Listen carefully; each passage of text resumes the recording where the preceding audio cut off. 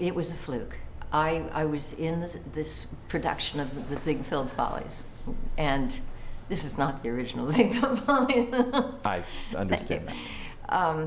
And they came in to do a little publicity piece for the New York Times magazine section, and they asked us really dumb questions like, which is smarter, a mouse or a chicken? And we were all saying, you know, what did you put down? What did you put down? You know, you couldn't take it seriously. It was just stuff.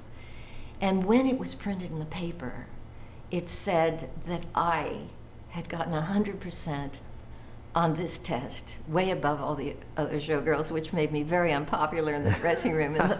And the $64,000 question producers called me and said, will you come in? We'd like to see if there's some way we can put you on the show. What are you an expert in? I said, I can't possibly do that.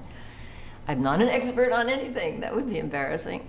And they said, well, just come in and talk to us. And a friend of mine talked me into doing it and said, you know, what do you have to lose? And then when I thought about it, I thought, you know, on my dressing table at the show was a copy of King Lear, because I'd been rereading the Shakespeare plays and wishing I would be cast in, you know, something like that, and which I never have been, by the way, and still want to be.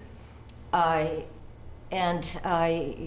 I thought, you know, if they gave me time, if they gave me a few months, maybe I could just memorize. I had a really good memory. Why not just memorize a bunch? It's all in one volume. Why couldn't I do that?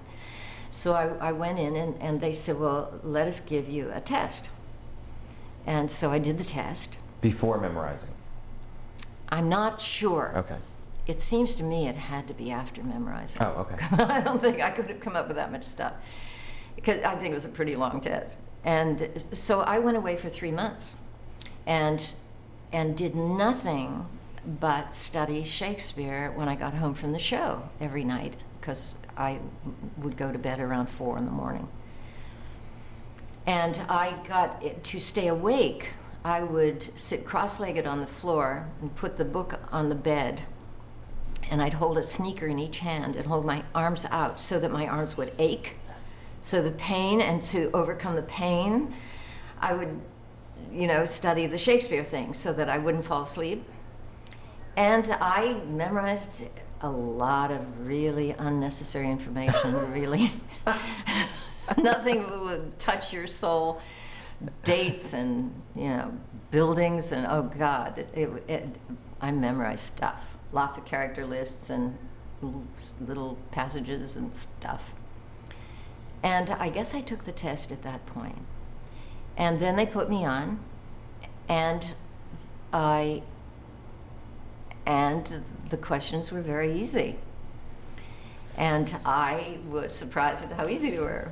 And then I became sort of a popular guest, and the questions stayed easy. I mean, they... And you worked your way through the dollar levels? Is that how it worked? Yes, I did. Okay. Yes. So by returning on different episodes, you would work your way up to higher dollar levels? Yeah. Okay. Do you remember what question you won with? I know you won, right? You know, I don't remember. I know the question I lost with, because What I went level on did you to get 128,000. Okay. And then I lost. I remember that question. Well, what question is that? We always remember the negative things. Isn't it always the way? The positive things just get lost in the mist. I did get the $64,000. Yes. So I did win that. Yes. Which I didn't even want, because I was just newly poor and I was enjoying it.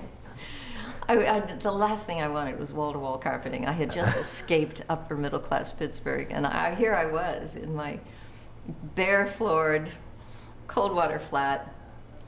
In any case, the question they asked me, they gave me 3 signatures. They were all different. They all said William Shakespeare, and they were all considered Shakespeare's signatures. And then they gave me 3 documents, and they said, match the signatures to the documents, because the signatures are quite radically different. Because he may have, there was this idea that he may have been illiterate, because there was like a dot under that means the sign of the illiterate, or how could he be illiterate? I mean, the whole thing is really ridiculous. Anyway, could I do it? No. I mean, I just laughed. I mean, But that's something that requires, you know, forensic signature experts, not yes, not well, someone who it knows was time Shakespeare's for work. me to go. Enough was enough. What year you were on it, and I was trying to put it in the context of the quiz show scandals that happened soon around that time. Yeah, I think the scandals happened in about 58, I think at 58 or 59. I'm not sure about it was in there somewhere. You can look that up. I don't know Right. exactly, but it was about a year. I think it was about a year after I did the game show. Was it something that you remember, like what they were sensitive about while you were on the show in terms of sequestering you, or not, or whether, you know, what they knew that you knew? Were there any issues I that came up? didn't, you know, they had a grand jury. First of all, there was no law broken. I mean, you know, as I recall this, and I could be wrong. You know, I hate to say this on the record, but I will say it with a disclaimer. I could be wrong about this, but as I'm remembering this, there was a guy running for office at that time, I think for district attorney or something, and he decided to go after the quiz shows.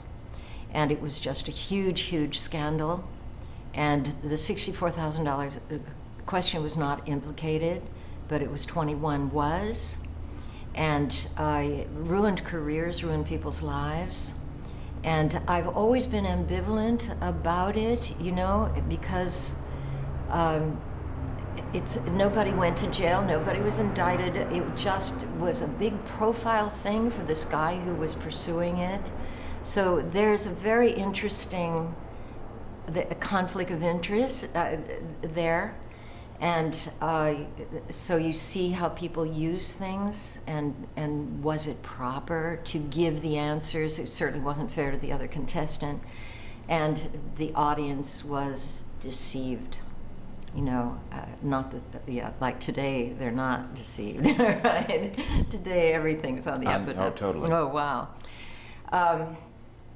But the 64,000, it gave me, I remember walking on the street and seeing the headline in one of the tabloids of scandal, you know, and they just got a lot of mileage out of that.